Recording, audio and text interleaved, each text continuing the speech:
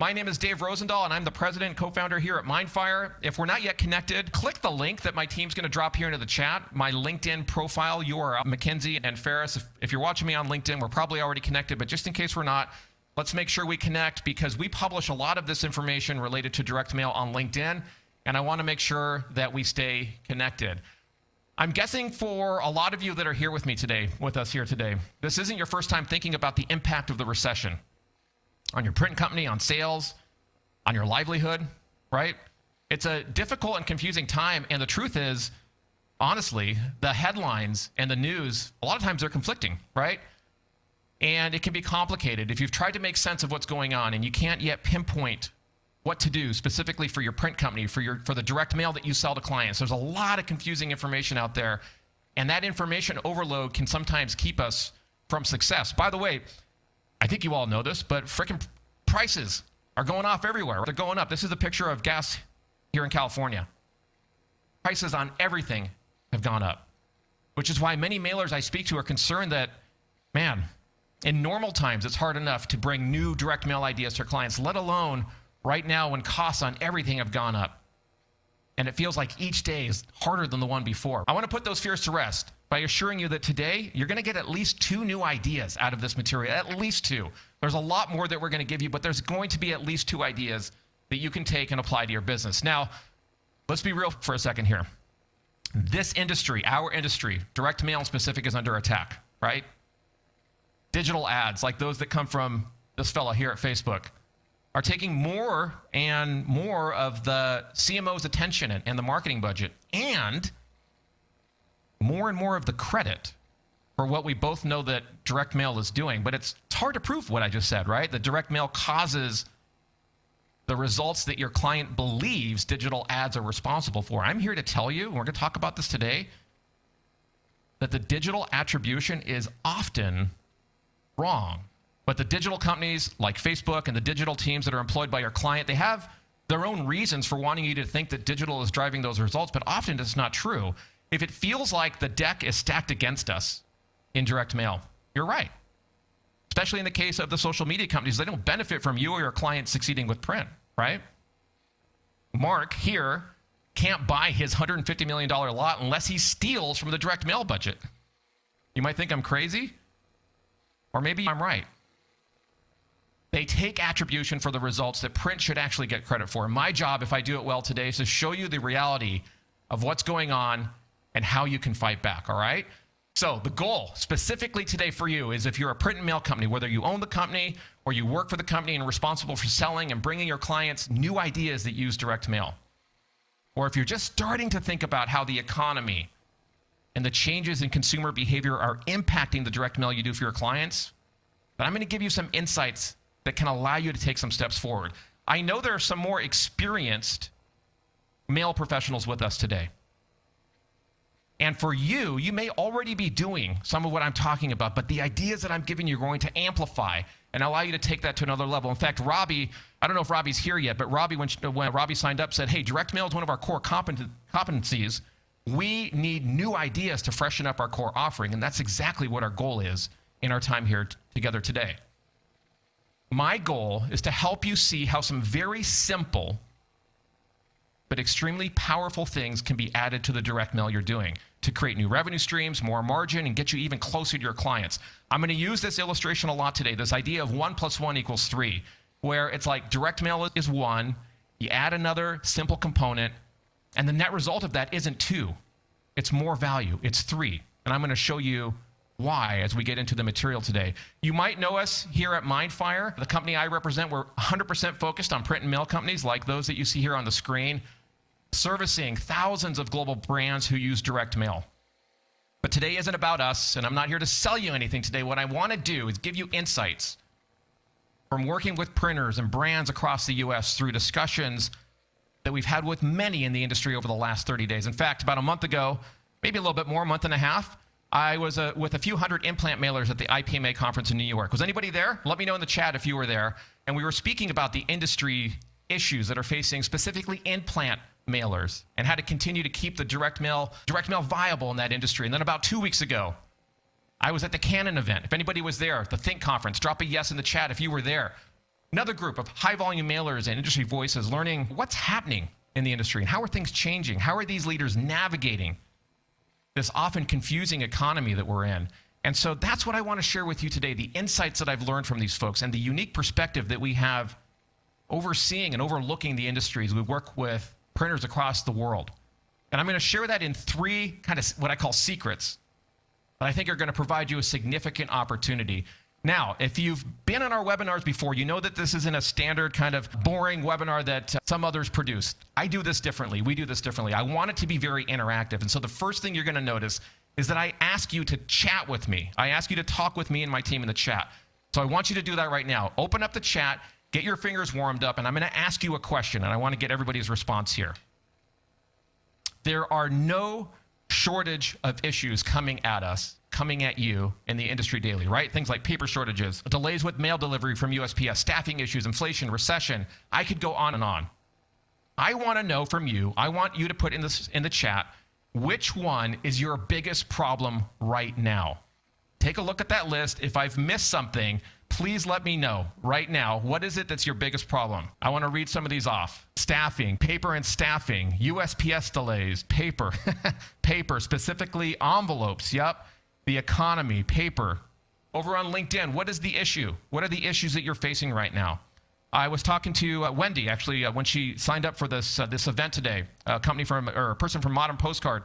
She said, how do we maintain the perception of value while we're facing continual rising costs, like paper costs, right, that create cost increase for our customers? Data privacy, says Becky. Paper shortages, says Sean. We could buy paper, but not paper suitable for mailings. Yeah, there's a lot of issues coming at us right now. Keep those coming in, folks. I know we're in a tough spot. I was thinking about this as I was preparing for today's session, thinking back about how did I get into the world of print? For me, it wasn't something that I planned. But around 2008, a small print and mail company became a client, and they presented us an opportunity to help them with a small financial services company that they were working with. And I'm going to share that story with you to draw some parallels to the 2008 recession and the difficulties that we all had during that time to help us understand what we're going through right now. And what happened is that they asked us a very simple question. The printer asked us to help them with a client. Specifically, they needed ways to boost response rates for that client and to help their clients generate more leads from their direct mail. Seemingly in question, but that's what they posed to us. And to be honest, though, I wasn't sure that we could help. My background is in web technology, going back to when I was in high school. Here I am. If you look at the screen, if you can find me there on the screen, here I am in high school in the local paper. I started an internet service provider when I was in high school with two friends here. The picture is actually still hanging in my office behind me as I speak to you now. But my background being in web, I was thinking of how the heck do we help a print company? I was early in the web game. Like, anybody remember who this is? Drop the name here if you remember who this is and what this is from. Yeah, this is MySpace. Yeah, I saw somebody get that already. So I was early to MySpace and all of these web technologies. And honestly, I had this insecurity around how could a technology company like ours possibly help a print and mail company? How could the internet improve response rates for direct mail? I wasn't seeing the connection there, and the connection wasn't obvious, but the question was clear. They were looking for ways, the printer was looking for ways to boost response and create more leads. They tried altering the list, the offer, the creative, using a BRC, postage, envelopes, all sorts of different things to try and lift those response rates. But what we realized through that process is that nothing clearly stood out as a way to increase response. And even more frustrating, it was that we couldn't actually tell what was working to drive response. So as we got closer to that mailer and to their client, I fell in love with print and direct mail, the possibility of what the web and digital can do for this market. And I began to feel this tug to move the company, to move Mindfire in the direction of servicing you, print and mail companies. But then this happened. The market crashed, just like we're experiencing a little bit like right now, right? Those were some challenging and confusing days. And so I knew that despite everything that was going on in the world, if we failed, it wouldn't be good for our client, wouldn't be good for their customer, and certainly wouldn't be good for us.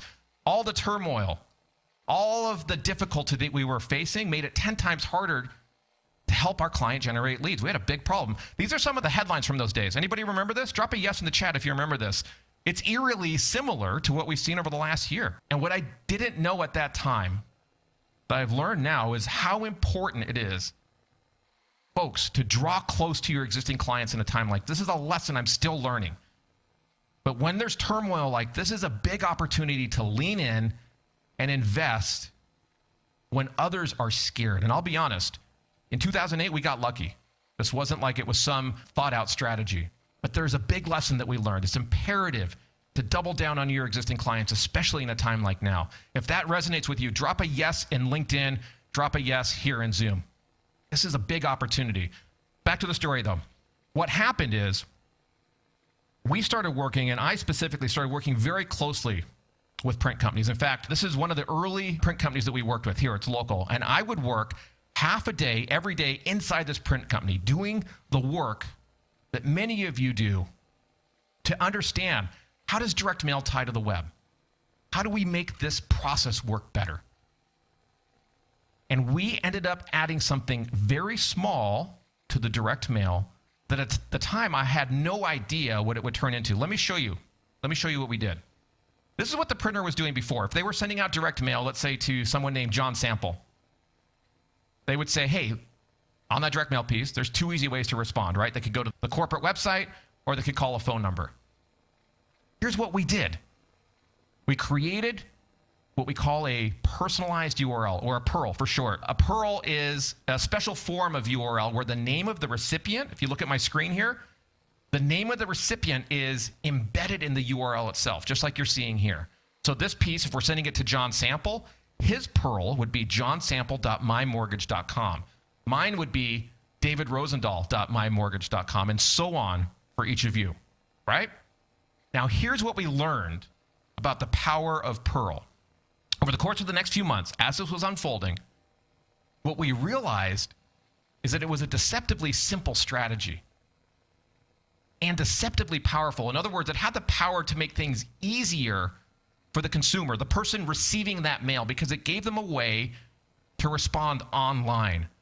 Back in 2008, it wasn't necessarily clear that everything was going to the web. Now, you and I both know that's the case. But what happened is we were able to tap into that movement. And for the printer, it gave them visibility, a way to prove that what they were doing mattered. And for the brand, the end customer that was leveraging that direct mail to engage their customers, it gave them real-time leads. That's a big thing. Speed to response is critical for many of your clients. Being able to react to leads in seconds, in this particular case, changed everything. So that's where this all started. Now, what happened from there, I remember this day, I realized how important all of this was when AWS, where our platform was hosted, went down. I suddenly realized how vital this had become to our client and the end customer. Here's Jeff Bezos. I blame him for this insight. Here he is laughing at me for being so slow to realize. Maybe he's laughing because he tripped over one of the frickin' servers at AWS. I don't know what happened. But all jokes aside, this was the light bulb moment when I realized there's something here. People don't call and freak out. The customer was calling upset, right? Because AWS had an issue. They don't call. People don't call and freak out unless it's important. At least most people don't. A few weeks back, I was with Brent Taylor from Rico. Strategic Sales and New Business Development at Rico, VP. And as I was sharing the story with him, he reminded me something, that print, direct mail, is communication. The value of direct mail is that it's the first step in communicating between you and your prospect or client. And what I realized in 2008 here was that the value of the direct mail plus the PURL, when taken together, when Jeff Bezos freaking tripped over the damn server, that disrupted the portion of the process where the real value was. In getting a response from the recipient, in generating leads that turn into sales. And that communication process had been impacted, and both the print company as well as the end customer were aware of this because of the PURL. And so that was the light bulb moment where we realized every single piece of mail needs this. Every single piece of direct mail that demands a response from the consumer needs a trackable digital counterpart. So if you're doing direct mail, and that direct mail requires a response from the recipient, you need to give that person a way to respond online. Even better, that link needs to be personalized so that your client, the brand that you're providing service to, knows who's responding. Even if they don't complete the form or whatever it is on the other side of the link, the Pearl allows you to know that. Are you getting this? Let me know if I'm explaining this. Give me a yes in the chat if you're getting this. Give me a yes on LinkedIn. Give me a yes in Zoom if you're getting this. What we did is we created a 3-step simple framework. I'm going to share that with you, which now has been used by tens of thousands of companies since that time. By the way, if you want a copy of this presentation, feel free to take a picture of what I'm about to bring up here on the screen, or ask my team and we'll send over the complete deck to you after the event today. You don't have to write all of this down. I want to make sure you get this.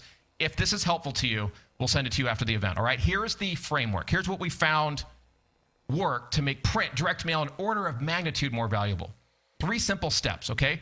First, on the direct mail piece, you look at step 1 here, add a Pearl to that direct mail. That was the first part of the framework. Second, we created a dynamic landing page, or what we call a Pearl microsite for short, that is a landing page that's specific to that campaign and that person, personalized to the campaign and that person, to capture response from that direct mail piece. Third, we captured every click, all of the web traffic, and pushed those leads to the call center, to a sales team in real time. And, write this down, even if someone goes to the Pearl microsite and doesn't take the action that you want of them, even if they don't take that action, you know who they are. And in this case, the call center, that call center can receive the information, pick up the phone, and give that incomplete lead a call. That insight alone generated thousands of leads. And so this is the process that we applied. This resulted in billions in revenue. Believe it or not, billions in revenue for the end customer. And for the print company, it allowed them to transform and really take the next step in their evolution, because this kind of technology drew them closer to their customer. And for us here, that's my backstory, right? That's what brings me to this stage. The opportunity to speak to you, to speak to folks around the nation around how much of an opportunity there is to help print and mail companies fight back against the things that I described to you a moment ago. This is what set us off on the course of serving printers, implants, volume mailers, etc. And so it's this experience that brings me to this conversation today. I'm sure many of you, as you heard my story there talk about that silver lining in the 2008 situation, I'm sure many of you have had life bring you challenges where if you look at it one way, you can say, man, this is a tough, crappy situation. Or you can choose to look at the positive and say, okay, how do I find the opportunity here? Anybody have a story like that? I bet you do. My hope is today that maybe one of these insights that I'm going to share with you here, maybe something you hear today will be one of those points that gives you the starting point that allows you to move forward in a way that you hadn't thought about before today, all right? So with that preamble, let's drill down into the 3 secrets. I'm going to share with you 3 things, 3 reasons I think you need to rethink how you serve your clients with direct mail. I see the questions coming in. Mackenzie is going to try to answer as many of those as we can in real time here in the chat. And then she's also going to collect some of those, and we're going to do them at the end of the event today. All right, so keep those questions coming in. Now, there are a lot of ways, as I go into these secrets, there's a lot of ways that we're working as a company to help folks like you connect print to the digital realm. We're working on things like NFTs, blockchain, the metaverse, connecting all of those to direct mail, but that's a whole other conversation. I'm going to focus this very specifically today in one area, and I'm going to peel that back for you and start to describe the opportunities that you have. So starting here with secret number 1, how an unexpected global event changed consumer behavior in favor of this direct mail amplifier. That's where we're going to start today. I want to make sure we talk about something important as it pertains to the direct mail that you do for your clients. When you think about the service that you offer, the direct mail you offer, print devices, certainly very important, right? The substrates that you use, certainly really important. Inks, the inks that you choose, certainly very important. The paper, right? I know it's hard to get paper. All of those things, the print devices, the substrates, all of those things that you use to manufacture that direct mail, yes, they're important, but ultimately, what makes the mail successful are the words, the copy, with a great call to action. That's what actually makes that mail successful for your customer. Would you agree? Give me an X in the chat if you agree with that. I know the list, the offer, the creative, all of those things have to work together. But assuming you have those things, it's what you say and the call to action in the mailer that delivers the next step. And a great CTA is significantly boosted with a purl. So when you add a purl to a direct mail call to action, you get this 1 + 1 = 3 effect that I've mentioned to you, because you're helping your client drive the business objective, which is usually tied to revenue. But there's something else you can add to the CTA. That's what I want to focus on here. Something that emerged during the pandemic. We were all living our lives. I'm sure everybody remembers this, moving along nicely, and then suddenly COVID got in the way of so many things. It was deeply impactful for us, had a ripple effect in the industry. I'm sure many of you can remember the challenges that we all experienced. And in fact, we're still experiencing some of those challenges now. But through that process, something very powerful happened, something that impacts your direct mail. And what happened is that consumer behavior changed relatively quickly, very quickly over that period of time. What we realized is that for all of you, print and mail companies, a specific use case was reborn, if you will, because of the pandemic. And that use case is QR codes. Now, before you tune out and say, hey, QR codes are a thing of the past, hold on a second here. If you think about how the pandemic has changed consumer behavior, everyone, including my grandma here, is now comfortable whipping out their phone right here and scanning a QR code. You all agree? Give me a yes in the chat there. This means, give me a yes. I want to know if you agree. Give me a yes.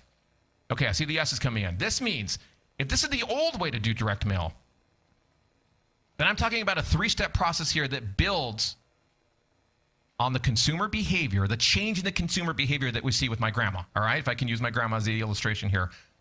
So let me show you 3 steps. Step 1, as I showed you a moment ago, add the purl to that direct mail piece, okay? Step 2, please, don't miss this opportunity, folks.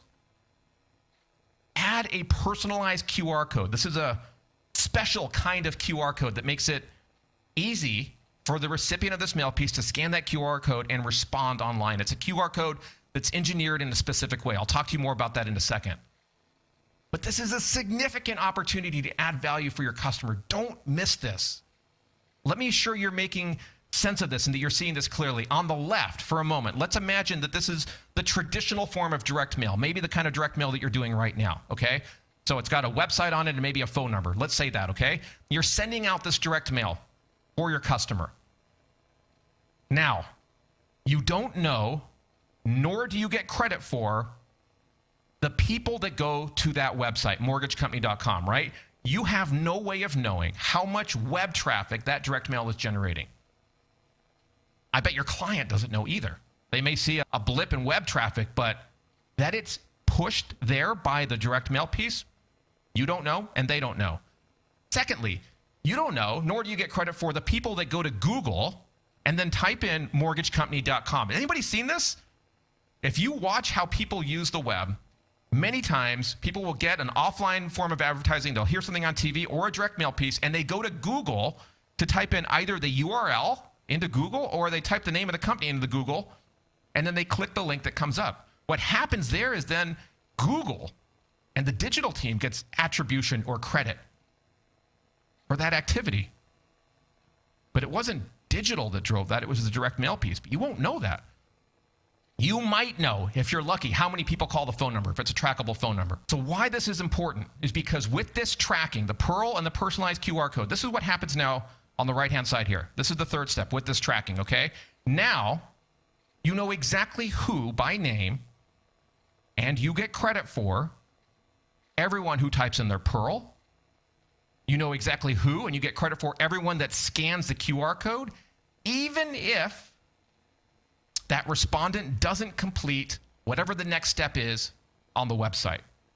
You still get that attribution. Does this make sense? Are you getting this? Give me a yes in the chat if you're seeing why this is so important. Give me a yes there in the chat. This workflow makes it possible for you to start to quantify the direct mail response. And as I've watched this, to be honest with you folks, I'm amazed at how something so simple, there's 1 + 1 equaling not 2, but 3 in this scenario. It isn't something necessarily earth-shattering, but while it seems simple to me, and maybe to you, it's life-changing for many organizations. And simply put, it gives direct mail the credit it freaking deserves. A personalized URL and a personalized QR code can lift response by 2 to 3x.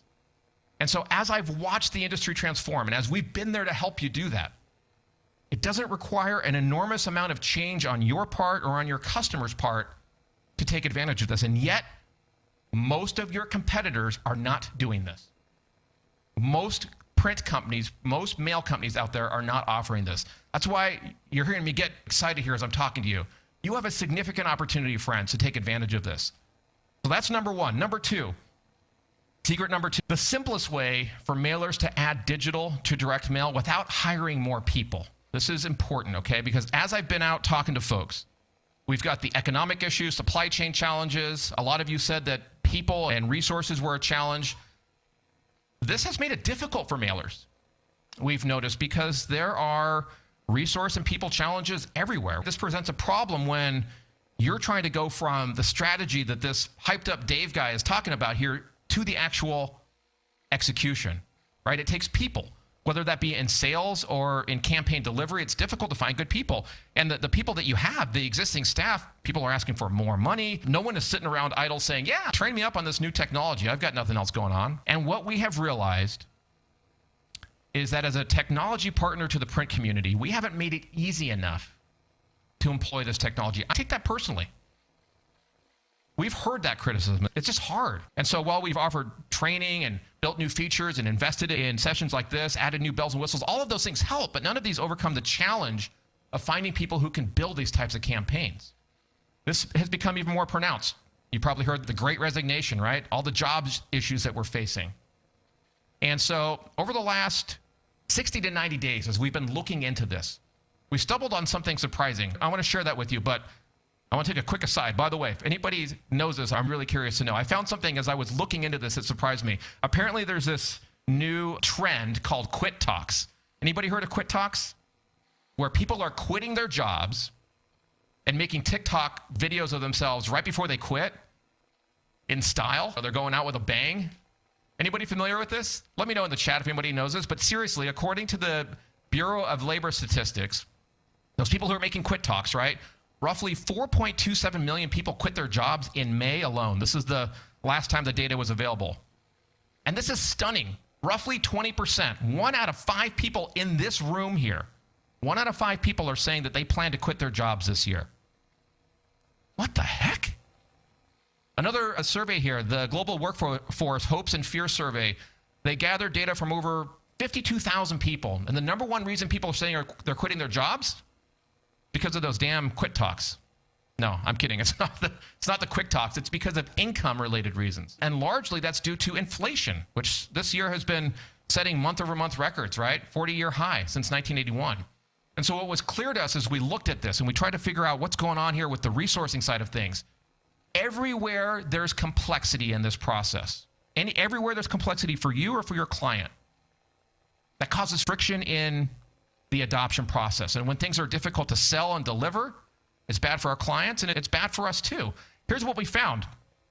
These kinds of workflows, if you look at the screen right now, these kinds of workflows, these are the kinds of workflows that you can create for a Pearl campaign, microsites, business rules, versioning rules, emails, all of this incredible technology. All of these things taken together are incredibly powerful and drive response. But most print companies, most print folks have a hard time delivering this, coming up with this kind of solution. It's not something you're accustomed to, right? Developing a complete direct mail marketing solution. We realized, man, we're asking for a lot here. This isn't easy. As we took a closer look at the successful mailers to see how exactly they're solving for this complexity, what we noticed is that the most successful print and mail companies often did something that honestly completely surprised us. They sold one very specific Pearl and personalized QR code workflow. I'm abbreviating that as PQR. They all sold basically the same workflow. I'm going to show you that in just a second, okay, if you want to take a picture of it. But what we learned is that, and Mackenzie, you use these words often, there's this toe-in-the-water solution that almost any print company can take hold of with minimal work on their part or minimal work on their client's part that reduces that friction that we're talking about here. eliminating the need to hire people or to get them trained up, and makes it easy for the end customer to say yes, which is what we all. Let me show you a diagram of that. If you want to take a picture, go ahead and snap a picture of this. Also, if you want the material, as I said, we're happy to send this to you. This is a deceptively simple workflow that adds significant value to the process. Here's how it works. Step number 1, add that personalized URL and personalized QR code to the mailer. We've talked about that. Now, when somebody types that PURL or scans a QR code, instead of taking them to a complete microsite that you need to build out or that you need to work with your customer to build out, the toe in the water here is to do what we call a transparent redirect. In other words, take the person who types the PURL or scans the QR code, take them to an existing page on your customer's website. That could be a form. That could be some sort of data capture form, some sort of lead capture form, anything like that that the customer wants to drive traffic to. The key is that now you're generating a real-time lead alert, and you're able to report on the efficacy of that direct mail. Give me a yes in the chat if you're getting this. The PURL and the personalized QR code lead to an existing website. Okay, so instead of anonymous web traffic going up and down on the corporate site, your customer's website, now you know exactly who that is. Give me a yes in LinkedIn if you're getting this. Give me a yes over here in Zoom if you're getting this. Workflow, as we've found, makes it possible for printers and mailers and their clients to get up and running quickly. Mackenzie, I took a picture of your Tesla Roadster here. This Tesla Roadster goes 0 to 60 in 1.1 seconds. And this kind of workflow is like Mackenzie's Tesla Roadster. It allows folks to get up and running quickly. This is another place where I'm like, gosh, this simple idea, this 1 + 1 doesn't equal 2, it equals 3. Because that redirect, where you're tracking that information, is life-changing for organizations. It's going to help you and your client, whoever it is that is overseeing direct mail, unlock more from the direct mail you're already doing. Does that make sense? And it doesn't require an enormous amount of change on the part of you or on the part of your customer. By the way, just last week, I was speaking to a printer who does real estate campaigns. And he told me that, look, the moment we added the PQR code, the personalized QR code, our response rates went from 0.5% to 1.5%, okay? That's not insignificant. That makes a difference. So please, folks, hear me. I don't want you to miss this opportunity to reconsider QR codes. They used to suck. I completely agree with that. Remember, you used to have to download these crappy apps. Half the time they didn't work. Talking about friction, that caused a lot of friction for the recipient of that mail piece. But now, because the QR code reader is built into the camera on almost all modern phones, that friction is gone. And because of the pandemic, people know what to do. Don't miss that opportunity. Now, as I transition into the third item here, let's talk about the elephant in the room. I know that most of you want to sell more print, right? Give me an X in the chat if that's what you want to do. You want to sell more direct mail. Ultimately, at the end of the day, that's what we want to do. And you've got me, this excited, amped up tech guy, talking to you about PURLs, blockchain, metaverse, all this high-tech stuff. But the question is, how does this actually help us sell more print? Let's talk about that. In this section 3 here, I'm going to talk about the counterintuitive way that adding these digital elements to direct mail actually helps us drive more high-value print. I showed you this redirect framework a second ago, right? And as we were doing this research, we also found something else strange, actually, to be honest with you, related to how the successful print and mail companies are selling these workflows to their clients. At the end of the day, what we're trying to do here at Mindfire is we're trying to provide printers with a growth plan, more revenues, more margin. And in order for that to be true, we got to figure out, part of our job is to figure out, why do some sell successfully and others don't? And we do quite a bit investing in the community, sales tools, sales coaching, sessions like those that you see here and that you're a part of today. But it turns out that there was a pretty significant first step that we completely overlooked. And the question that we were asking ourselves is, how the heck are some print companies head and shoulders above the rest in terms of their ability to sell. Often the difference isn't even funny. I was thinking about preparing for today, and I found this on TikTok. Actually, Shaquille O'Neal shared. This kid is 18 years old. He's already 7'9", and he can dunk without even leaving the floor. And so the reason why I put this here is because print companies, print company A, print company B, they're all composed of people, right? On the surface, they look the same, but some are clearly head and shoulders above the rest. How are they easily dunking while others can't even get off the ground? What's that all about? And as we looked into this, there's a lot of factors.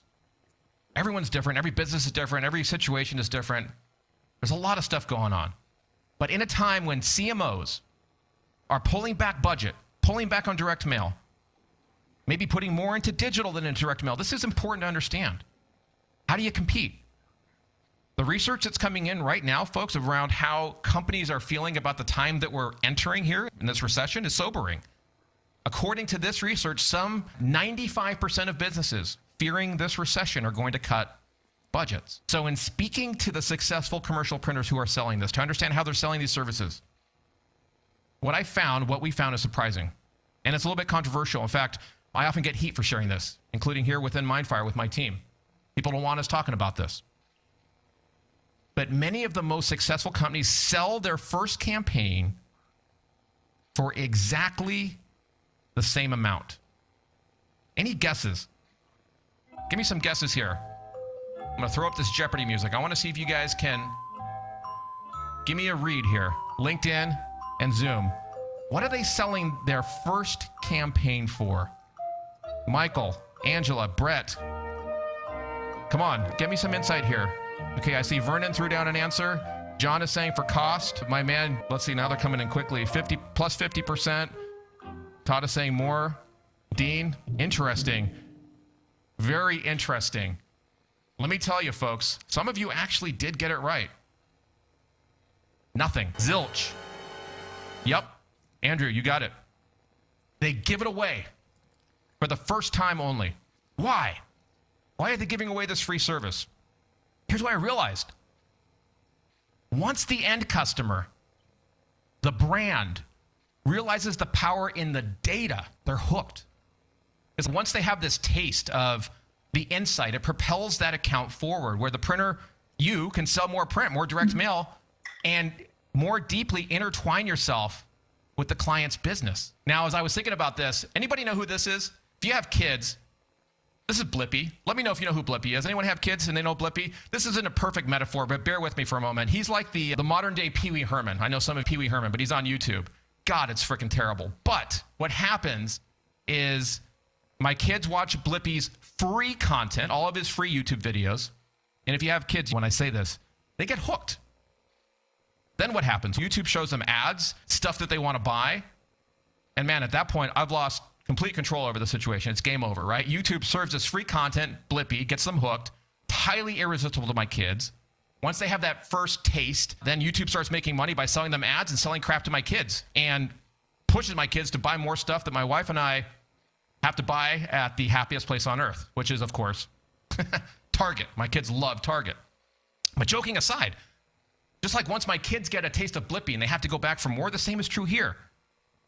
I realized that by giving away this service for free, once these printers hook their clients with the data, and because of that insight, once they showed their clients how they were flying blindly before, that data becomes gold. Now, I've got a great partner here who's on the call right now. He gave me permission to share this. These are some snapshots. Let me illustrate for you just a simple example of some of the data that you can provide your clients. This is redacted to protect the client, but let me show you the kinds of insights that you can start to provide your client. I wanted to get the wheels turning here for you, get you to start to think about how significant an opportunity is to tap into the data. Let me first of all remind you where these reports fall into the process here. Let's take this toe in the water example. Put the Pearl and the PQR code on the direct mail piece. When somebody types that Pearl or scans the QR code, track that response as it goes to an existing website. And now in step 3, we're talking about the reporting, the insight, the result of all that activity. So that's what you're seeing here on the screen. Here's a dashboard view that allows you to start to understand key questions like, what's driving response? Is it when we mail? Is it the template that we're using? Is it the teaser text we're using? Is it the envelope? What is it that's driving response? Maybe it's the teaser text. What else is driving a response? Is it something about the individual? Is it their FICO score? Is it the rate spread that we're offering them? What is it that's allowing us to find success with this campaign? Michael, I don't know if Michael's here, from Alpha Graphics in Seattle, I think it was. When he signed up, he said, how do I differentiate on the same product that our competitors can produce and that they're trying to sell for less? How does one differentiate these days? Do you think if you offered, Michael, this kind of insight that your competitors are not, I can assure you of that you'd stand apart? What about for the rest of you? If you could offer this to your customers, do you think you would stand apart? And so it's this gold, this data that allows you to do more of what delivers results, that makes it irresistible to your client after you give them that initial taste. And that's what we uncovered here. Venice, I think I'm pronouncing your name correctly, from Canada. When Venice signed up, said, what is the most effective way to convince our customer to use direct mail, to see the ROI on direct mail, especially if they haven't tried mail yet? For most people, it's the data. It's the ROI. For people who are numbers-oriented, ROI-oriented, what's better than this? These results are what allow you to prove the ROI, the value of direct mail. It's really that simple. When we speak to sales reps, when we speak to print companies who are doing direct mail, it's this aspect of it that they quickly grab hold of and say, you know what? I've got to provide this to my customers. My customers need to see this. Not only is it good for your customer, but it's good for you as well to prove the value of what you're doing. So this 1 + 1, not equaling 2 here, but equaling 3, is an extremely powerful combination. Now, I know that when I share this strategy of giving away the first one, sometimes that takes heat. Not always good to give away stuff for free, right? But when the expectation is set properly up front, this strategy, I've seen this strategy generate millions. And this has been transformative for the people who have embraced it. And this is what's given us confidence to help more printers grow print even in this economy. Now, I've got a case study here from my friend Mike Robinson. They're a great print and mail company in Texas. Let me show you a case study, and then we're going to get to many of your questions. Here's a quick case study available off of their website, right? They did an A/B split test. This is a case study with a national financial services company, and they wanted to increase response rates. Think back to that story I told you at the very beginning. And they decided to A/B split test the Pearl idea. They mailed 2 million pieces a month and tested the Pearl direct mailer against their control with no Pearl. So they had the control on the Pearl, and the test had the Pearl, and they ran this over 6 months. Here's what they found. The Pearl lifted response 20 to 30%, and this was a significant lift for them. And now all of that mail uses the Pearl. So this is an opportunity, folks. I don't want you to miss. I don't want you to miss this. I want to get to all your questions. Mackenzie, thank you for doing that. If you can start to pull some of those questions, I want to make sure we leave plenty of time for real-time Q&A here. So if you can start preparing that, Mac, I'll ask you to come on here shortly in a second. But I want to ask all of you a question right now, LinkedIn and Zoom.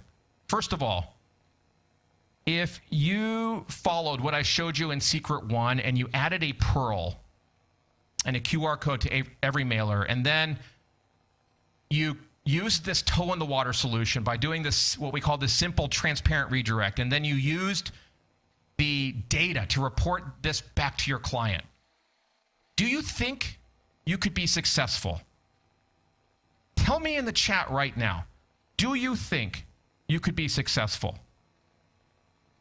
Do you think? Francois says yes. David says yes with an exclamation mark. Let me know in LinkedIn as well. Yes says Todd. Yes says Phil. Yes says Vinny. Yes says John. Yes says Vernon. Keep those yeses coming in. Great. Now, I also would imagine that I get excited, I talk quickly. I imagine some of you feel a little overwhelmed because I've thrown so much at you. And sometimes people tell me they feel like this little girl here on the screen, they feel like drinking out of a fire hose. I know I go quickly. And so that's why I want to move quickly here into the questions that you all have that this has raised for you. So Mac, please start to pull those together. But before I do that, I want to make sure that as Mackenzie's pulling that together, that if anything we've talked about here today, if you agree, if you disagree, if you want to dig into this further for yourself or for a customer, I want to give us an opportunity to talk one-on-one about this. If today's session has sparked any desire in you to go deeper and to see, could this work for you?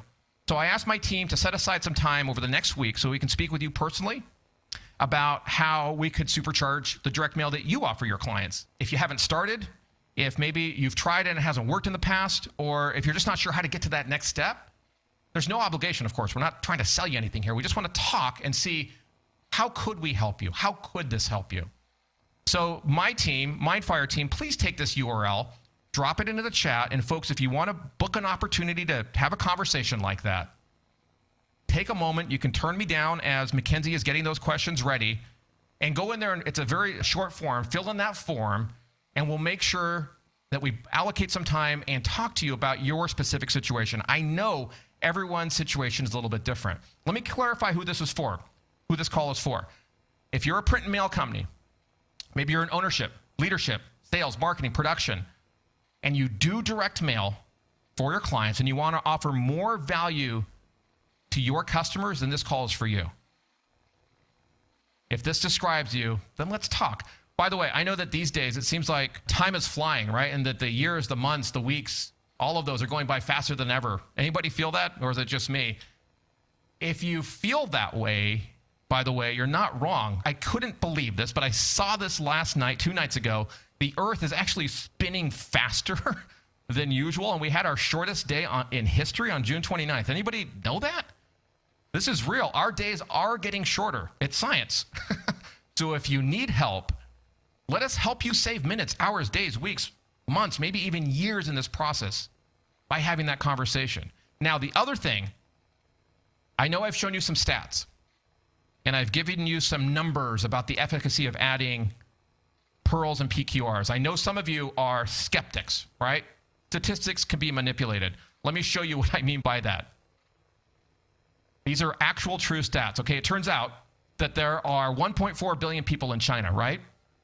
There are 7 billion people on Earth. Therefore, statistically, you can't argue this, 1 out of every 5 babies born on Earth is Chinese. So you could say statistically that if you have 4 kids like I do and you're expecting a 5th, it will be Chinese. Now, don't be surprised. That's my stats joke for the day. I'm not going to give you another one, but don't be surprised. I know I'm jesting here. I'm making you laugh here, but I know some of you are doubting a little bit. But why not just find out if this is true? What if you are wrong? If you have 4 kids and you're working on the 5th, I hope I'm wrong in this case, of course, unless maybe you're Chinese. But let's just talk. Take a minute, turn me down, fill in that form, and if you want to speak further, book a time and opportunity to talk to me and to the team. So Mac, with that little prelude, I hope you're ready. Let's take some questions. Mackenzie and my Mindfire team, please drop this URL into the chat, www.mindfiremarketing.com/yes. And now, Mac, let's get to all these wonderful questions here. Awesome. So I have a bunch of questions from the audience, which I've gotten from the chat. But first, I have a question. So just because I've been listening, if that's okay with you. So back in the beginning, you said that our first print and mail company, the one that we worked with, specifically asked for this.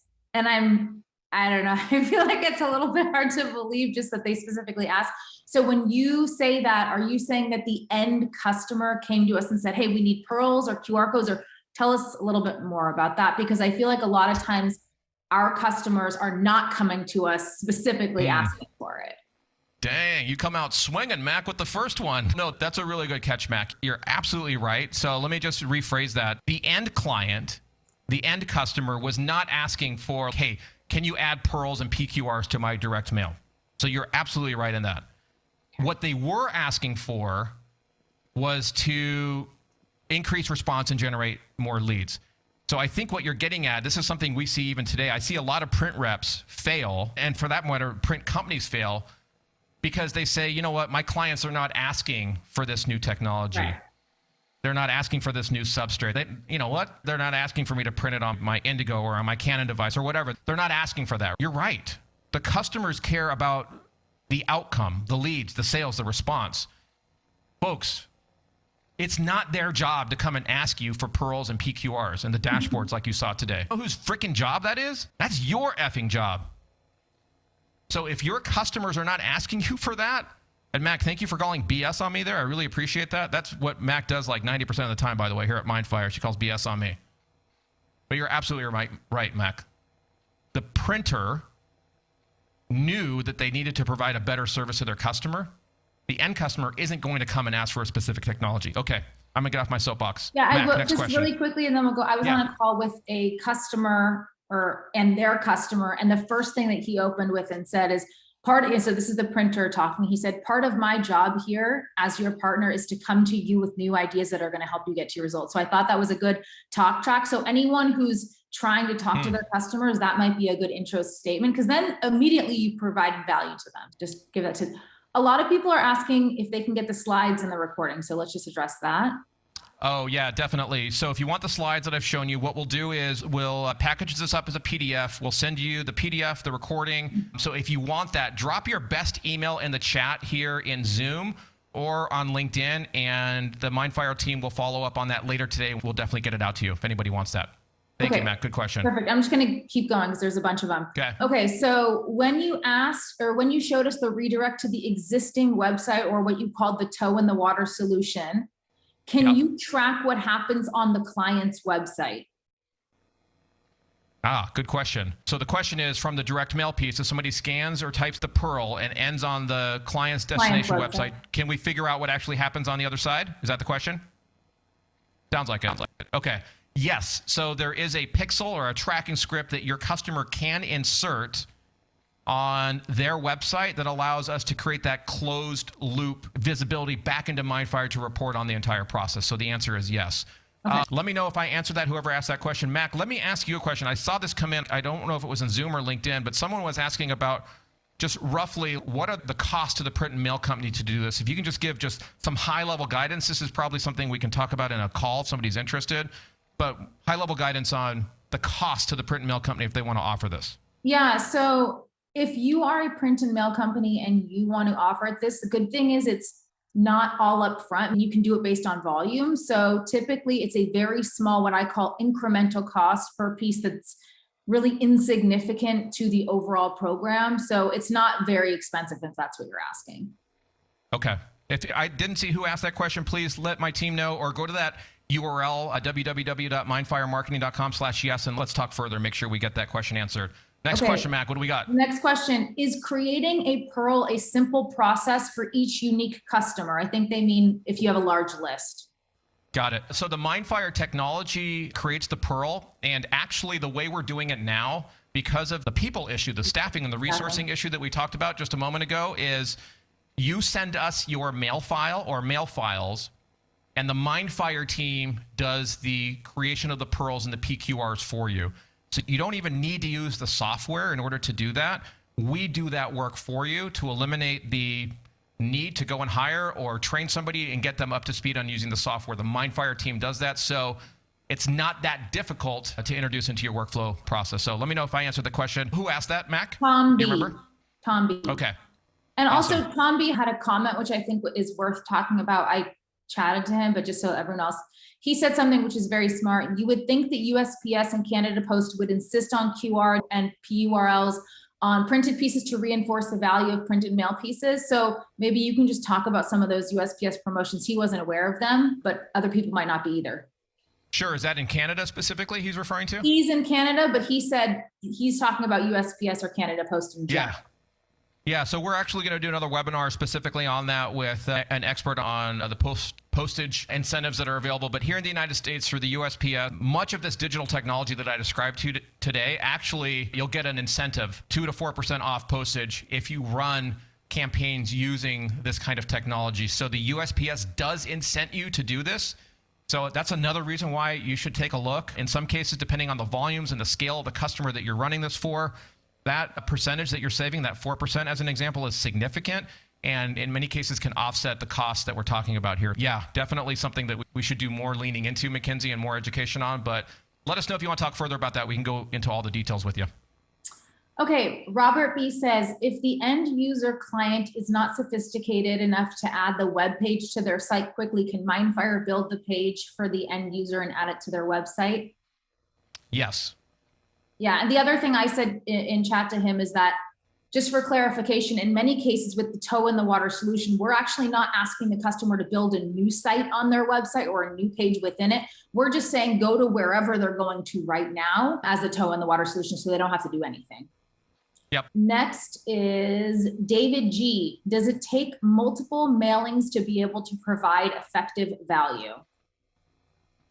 Oh, that's a good question. Yeah, so David, some folks out of the gate get lucky, I would say, and do a great job in their first campaign. But the way I see the most successful print companies that we work with engage their customers, they say, look, this is not one and done. Even if you're just doing direct mail without all of the stuff that we're talking about here, as I think most of you, it's an iterative process. You learn what works and what doesn't. The key is, or the point here is that unless you have this kind of tracking technology, you don't really know what's working, what's not working. So I would advise you, highly advise you, that if your customer's saying they just want to do one and they're going to give up after the first, generally speaking, that's inconsistent with what I see our more successful customers doing, where they say, you know what, this is going to be an ongoing campaign. We're going to learn after the first. We're going to apply those learnings to the second. We're going to move on to the third, go to the fourth, go to the fifth, and over time, incrementally continue to improve based on the learnings, the data that are being pulled in. Yeah, I'll tell you the answer that I gave. So number one, I think that it actually does provide immediate value because they're able to obtain data that they never had before. So even if, as an example, I'm actually working with an automotive marketer, he has never had this on QR codes on his mail before. So he literally said, and they were sending, it was a small test of 10,000. He said, if we even get 5, to me, it is beneficial because that is 5 people to show them, hey, this is the type of data you can get. So from a, is the overall process valuable? I think so, because they're getting data that they haven't seen before. The other thing is, I think it's how you frame it, right? Dave was saying, if you set this up as, hey, we need to be able to get some benchmark data to be able to start incrementally improving. Again, set it up. If you say, hey, we're going to hit it out of the park, you're going to get 50% more, then you set yourself up for not for success. But if you say that, hey, we're going to get data that we never had before, we're going to use it as benchmark, then that's helpful, my perspective. Mackenzie, since we're up against the time, let's go into overtime if everyone's okay with that. But I know some people have to drop off. If you have to drop off, let me ask everybody here a question before you leave, and then we're going to continue. Let's get into more of the questions here. But here's the question I have for you. At the very beginning, I said my hope was to give you at least 2 new ideas, 2 new sparks of an idea that you could apply to your business. And what I want to know is just give me one. What's one thing that stood out to you today? LinkedIn, tell me, please. Zoom, people here in the room, tell me before you have to leave. We're going to go into overtime for sure here. I want to get to all the remaining questions. But what is something that stood out? I see Phil saying PQR code stood out. I see Kevin C saying QR codes. LinkedIn, where are you at? Let me know, LinkedIn. What is it that you garnered out of the conversation today? Francois saying the responses in real time. Dean is saying adding the QR code. Come on. What else stood out to you folks? Give me the gift of some feedback here. LinkedIn, I want to see what you got out of this. The magic sauce is tracking data, says Todd.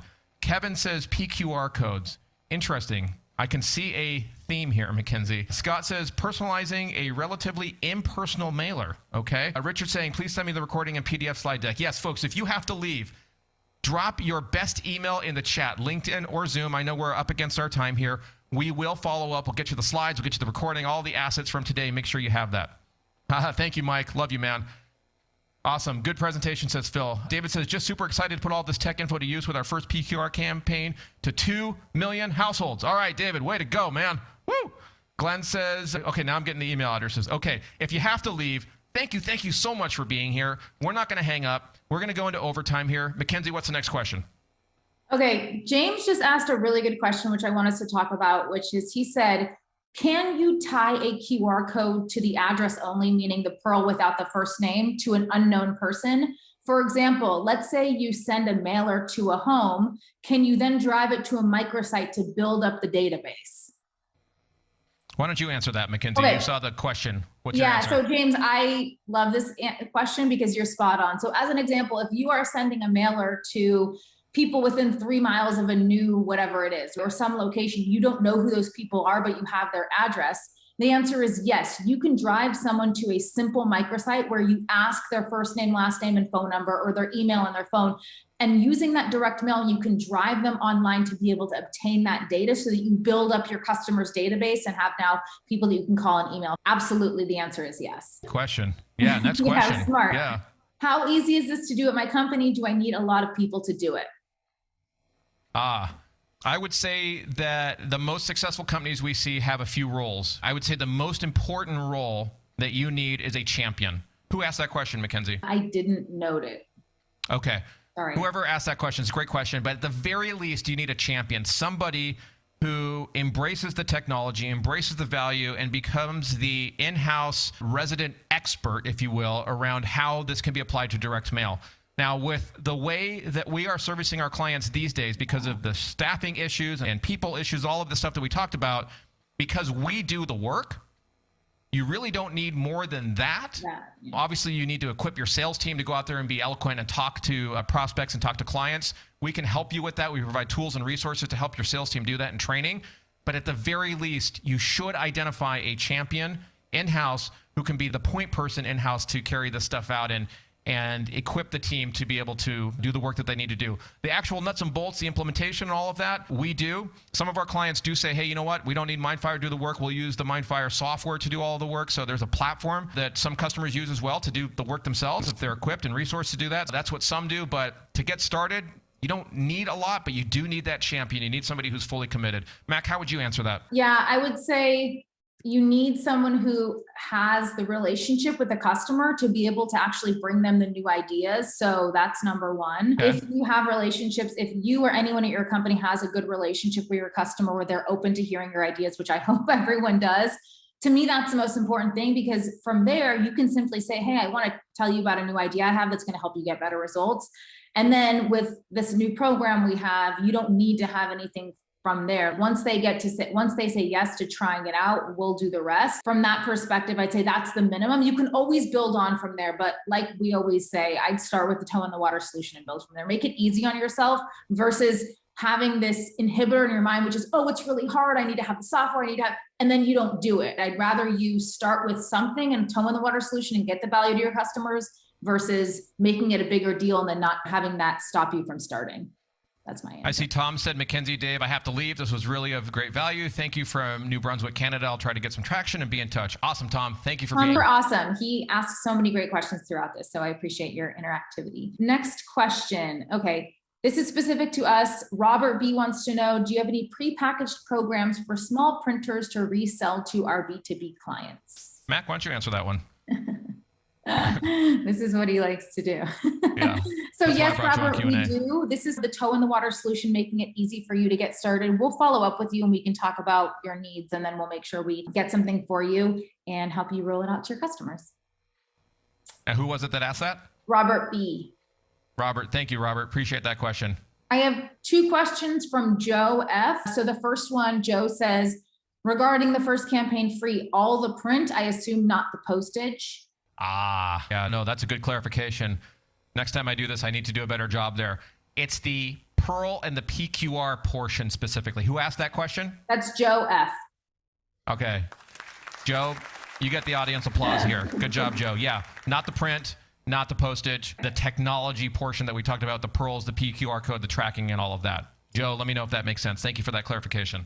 Next question, also from Joe. Good question. Nonprofits, what are your thoughts on this vertical market with this technology? For nonprofits? Yes.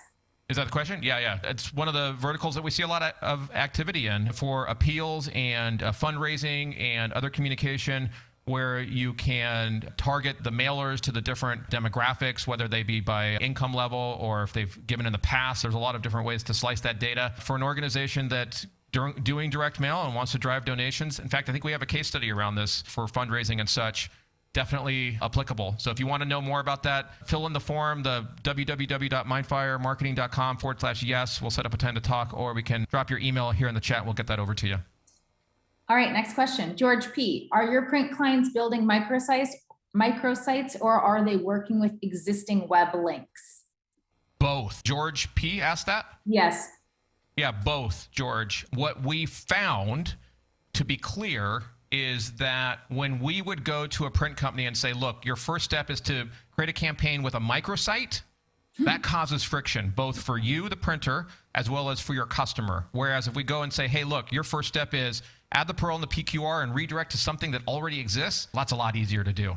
What happens once you do that and you start presenting the data and showing actually what's going on is that then the customer says, you know what? Instead of taking them to this page on my website, could we make a landing page specific to the direct mail?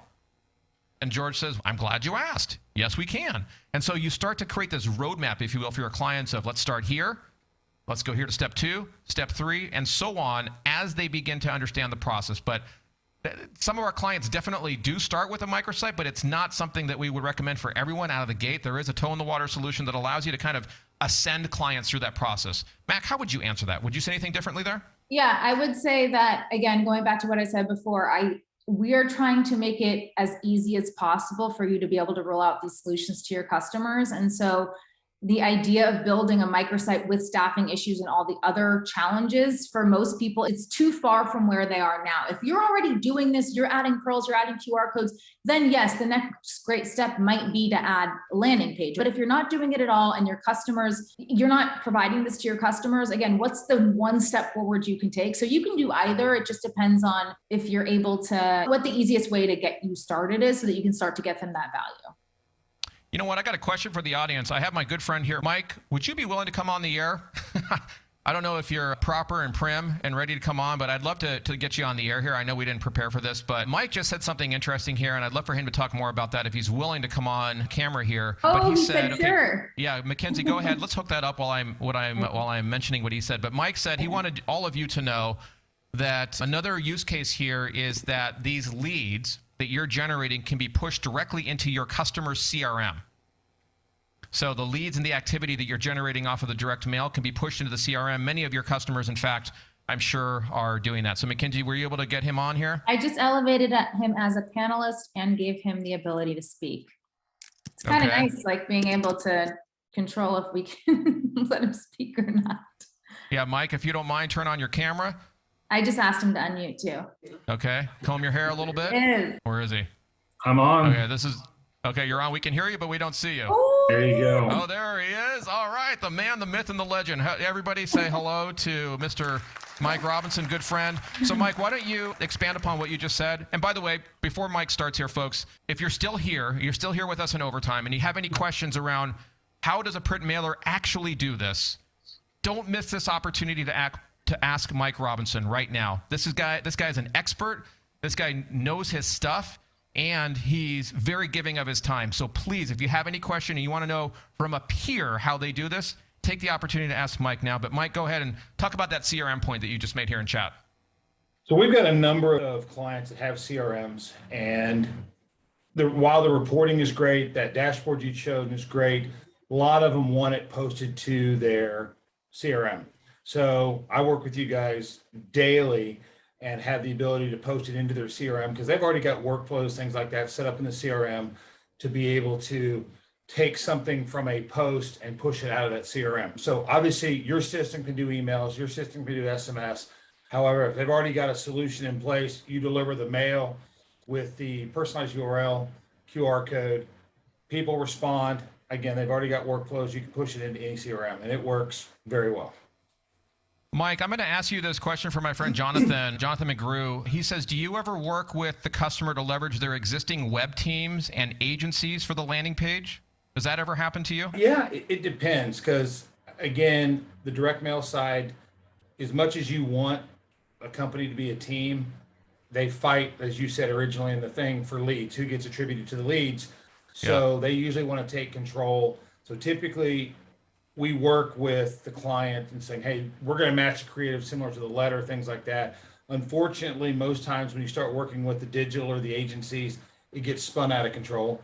So you try to do the toe in the water test. And then once they see it works, if they want to get involved or if they have to get involved, so be it. But trying to get somebody involved like that in the beginning is very difficult. And this question from William, Mike, I'm going to throw at you as well. He says, I think this is great. William, I'm going to address this to Mike since he's a peer. How do you start to approach clients? Do you do a case study or a written proposal? How do you do that, Mike? Typically, and again, I love doing face-to-face. So Yep. I prefer to go meet with them, but if we're on a phone call or a WebEx or a Zoom, talk to them about the advantages and walk them through, just like you did today, what a personalized URL is, how it works. And then the next step for us is once they get buy off and sign off, I'll say, let me mock something up for you. Let me show you how it works. Let me mock something up for you and let's test it. The model you were talking about is giving some of them away. Hey, look, you pay for the build cost. I'll cover the cost of the pearls, or vice versa. That's typically how I sell it. I'm doing one right now in one of your older platforms, and that's exactly what I did. They are paying for the build, and I'm giving them, I don't know, 20,000 of them at no cost to see how it works. And if it works, talking about the CRM, we have a CRM, we have Salesforce. I said, yeah. I said, we absolutely can push it into Salesforce. However, if we're testing this thing, I don't want you spending a ton of money on something if you don't know it works. Once it works, then let's talk about rolling it into Salesforce and other marketing channels. Makes a lot of sense.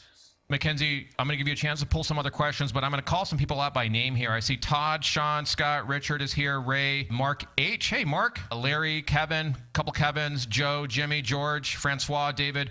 Folks, this was not planned. Mike is giving up his time here for a few minutes. Does anyone else have a question for Mike? If so, please drop that in the chat if you want to know from a peer who has done this successfully and is leading the way in their market. I'm sure Mike will give you the honest truth here, unvarnished, so please let us know there in the chat if you have a question. Mackenzie, what else is still unanswered from the chat log here? Those are all the ones that I have. I'm just scanning through one more time to make sure. Okay. So Mike, question for you.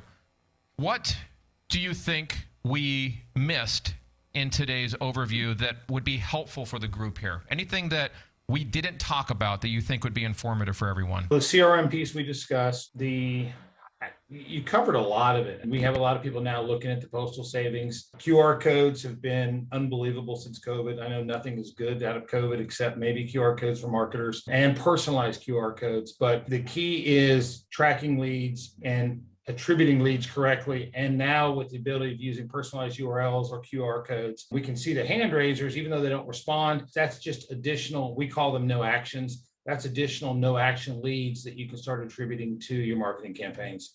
And you've mentioned it, but those are big key. I get that we use those quite a bit. And it definitely helps marketing to have those additional responders, even though they don't respond, even though they don't complete a response. Hey, Mike, I have a question for you that wasn't on this, but a few people have been asking me recently, which is, okay, we're used to sending normal, let's call it normal direct mail. How do you get, from a creative perspective, what do you do to incentivize people to go to the Pearl or the QR code? Is there any specific tactics on where you place it on the mailer? Talk to me about the creative element. So typically for us, they have heat maps, things of that nature. But if I'm doing a direct mail piece, I typically put the Pearl 3 times. And now that we're using QR codes, a QR code. Most times. So wait, sorry, just really quickly. You actually put that same Pearl link 3 times throughout the mailer. I do. Interesting. And where we would put it would be most people when they get a direct mail piece.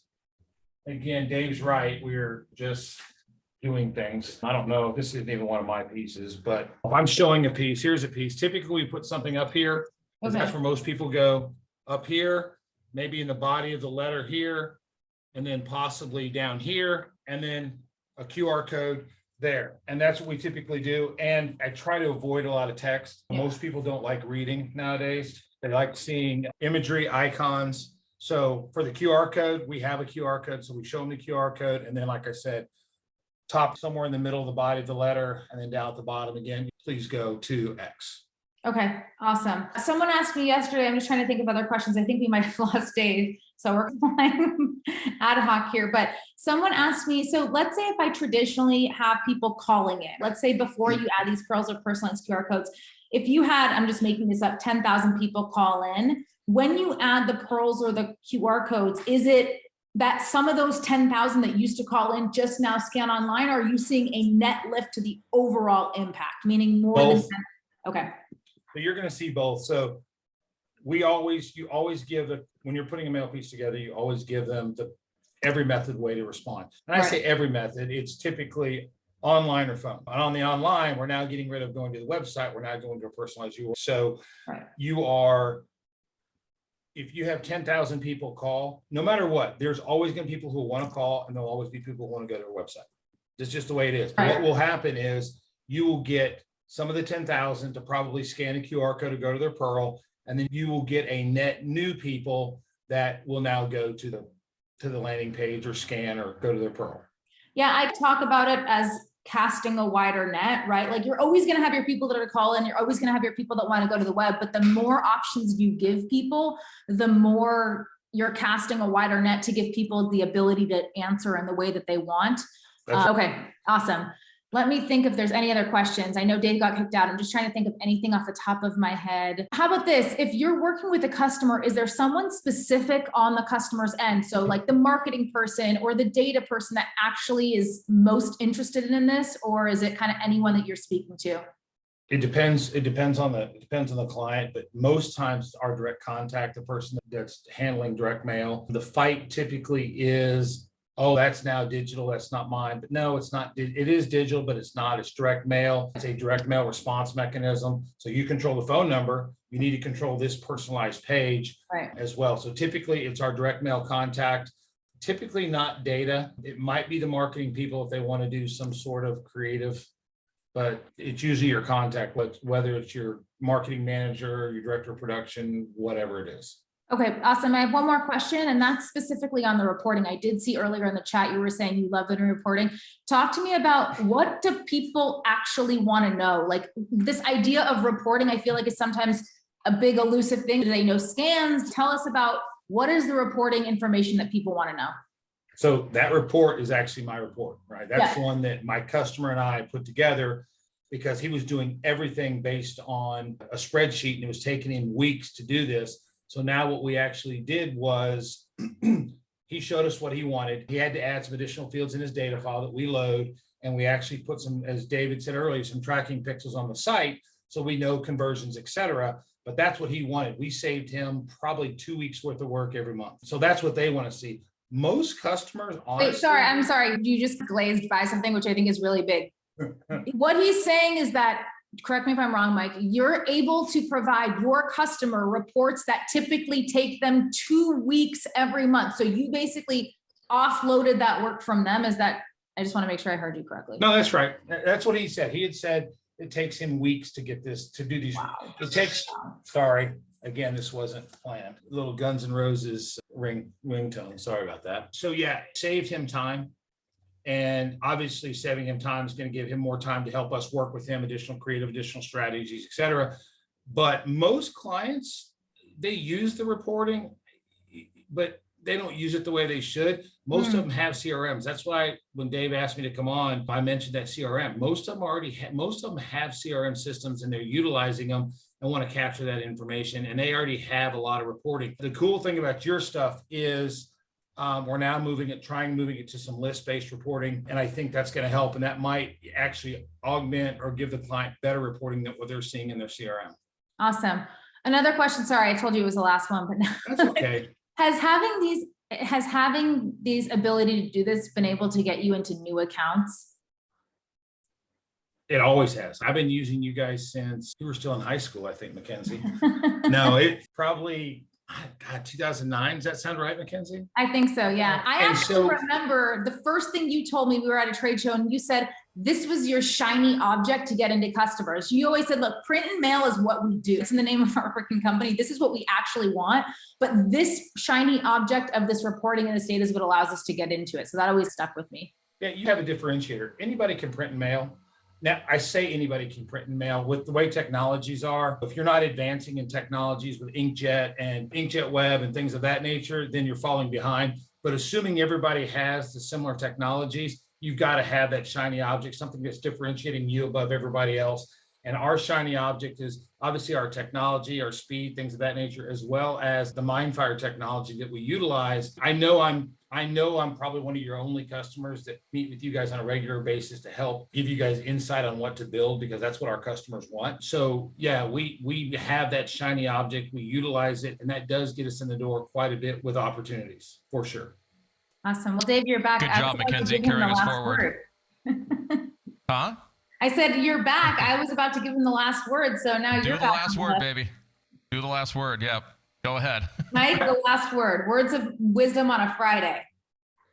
Words of wisdom on a Friday. Nothing on this. Your site is great. We utilize your site. Now, if you could, again, like most people said at the beginning, help me find paper and good employees who don't want to just work remote and actually integrate and work with people and work together and come up with good creative solutions. And again, paper envelopes. Yeah, that's basically it. All right. So you're saying good people, paper, and Mindfire. Yeah. That's your Friday afternoon. That absolutely is. You guys are a great partner. We love working with you most of the time, but no, you guys are great. You guys have helped us grow our business substantially, and we appreciate it. We wouldn't be where we are without you guys. I'm sure it's vice versa. Oh. Wow. Absolutely true. Thank you, Mike. And I know I put you on the spot bringing you on the air, but I appreciate you, man. I see David, Kevin, Tom, Todd are all still here. Let's give them 30 seconds, folks. Any last questions for me, Mackenzie, or Mike? The 3 M's. Anybody? If not, I will bring us to a close. Yeah, you like that? Alliteration. Let's see. Kevin saying the same issues in Canada with, I think, paper and people is what he's talking to. Paper, people, postage. Those 3 P's. All right. Thank you, Kevin. Appreciate you. All right, Mackenzie, I'll go ahead and bring us to a close. Thank you, Mike, for being with us today. Thank you, Mac, for fielding the questions and carrying us over there in the brief interruption of my absence here. I appreciate all of you who are still here. Thank you for being here. If you got value out of this, please let us know. We're happy to help in any way we can, and we look forward to seeing you the next time we do one of these events. Thank you all. Have a great rest of your day. Thank you. Thanks, everybody. Bye-bye.